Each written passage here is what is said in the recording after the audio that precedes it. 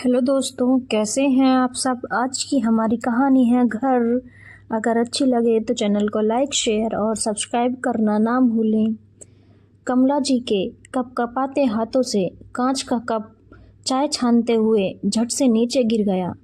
बाहर guest room में अपनी सहेलियों संग बैठी बहुरानी मोना की एक सहेली बोली, देख तेरी सास से फिर से कोई कांड किया।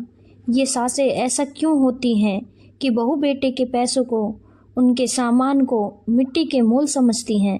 कितने महंगे कप हैं यार मोना तेरे, मैं ही तो दिलवा कर लाई थी मोना तुझे। अब तेरा सेट खराब हो गया ना।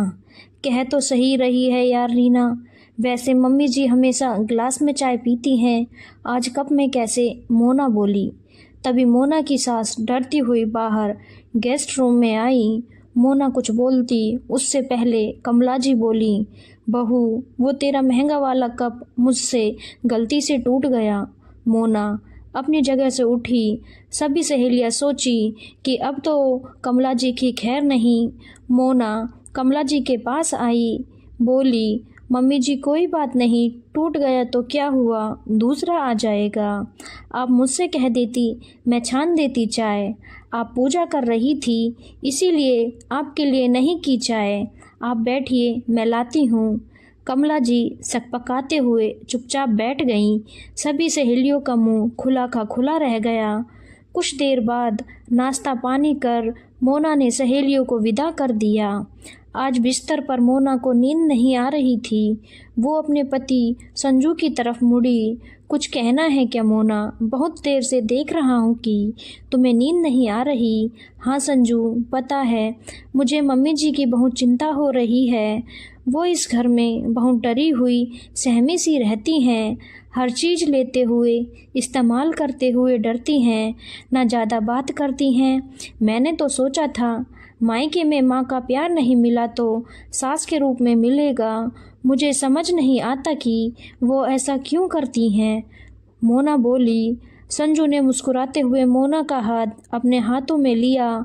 सुनो मोना, तुम्हें आए इस घर में 10 महीने हुए हैं, इसीलिए तुम्हें हर बात मैंने खुलकर नहीं बताई है। माँ जब से पापा के साथ साथ फेरे लेकर आई तब से किराए के घर में ही रहीं। पापा के पास कुछ भी पुश्तैनी नहीं था। जल्द ही लाइलाज बीमारी से पापा चल बसे। माँ टिफ़िन बनाकर मुझे पढ़ाती लिखाती। उन्होंने दूसरा बच्चा भी नहीं किया कि मेरी परवरिश अच्छे से कर पाएँ। माँ ने मुझे पढ़ा लिखा तो दिया पर घर नहीं बना पाई। उनकी मेहनत के प्रतिफल से जल्दी ही मुझे बैंक में नौकरी मिल गई। फिर मैंने ही ये मकान बनवाया, घर गृहस्थी बनाई। तो इसीलिए मोना वो डरती हैं कि कहीं बहू बेटा मुझसे कुछ कह ना दे, मुझे घर से ना निकाल दें।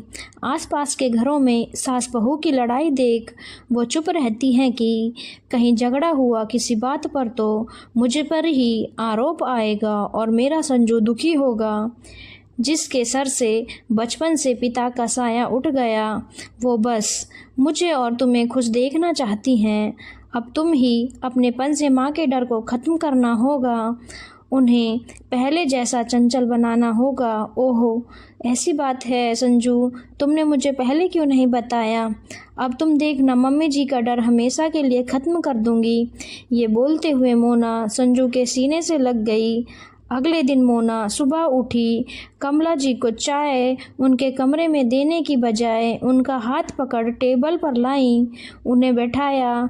संजू, मोना और कमला जी ने साथ में नाश्ता किया। संजू ने कमला जी का हाथ पकड़ा। माँ आज मेरे बालों में तेल लगा दो ना, जैसे पहले लगाती थी। और हाँ माँ, ये घर मैंने तुम्हारे नाम किया है, तुम्हें पढ़ना नहीं आता। देखी कुछ दिन पहले ही तुम्हारे नाम की नेम प्लेट लगवाई है। ये घर सिर्फ मेरा और मोना का ही नहीं माँ, तुम्हारा भी घर है। ये पूरा अधिकार है माँ इस पर तुम्हारा। कमला जी के चेहरे पर ये बात सुन मुस्कान आ गई। ला तेरे बालों में तेल लगा दूँ, कैसे रूखे हो गए हैं तेरे बाल। मोना कमला जी के पास आई। मम्मी जी, मुझे माँ कहने का अधिकार दो, मुझे अपने सीने से लगा लो, माँ के प्यार के लिए तरस गई हूँ। कमला जी ने कस के मोना को गले से लगा लिया। तू तो मेरी लाडो रानी है, ला तेरी भी चंपी कर दूं। आज शाम को बिना डर के शांति जी अपने बेटे की पसंदीदा कढ़ी बना रही थी। आखिर अब वो उनका खुद का भी घर था। धन्यवाद दोस्तों। अगर आपको कहानी अच्छी लगी हो तो चैनल को लाइक शेयर और सब्सक्राइब करना ना भूलें।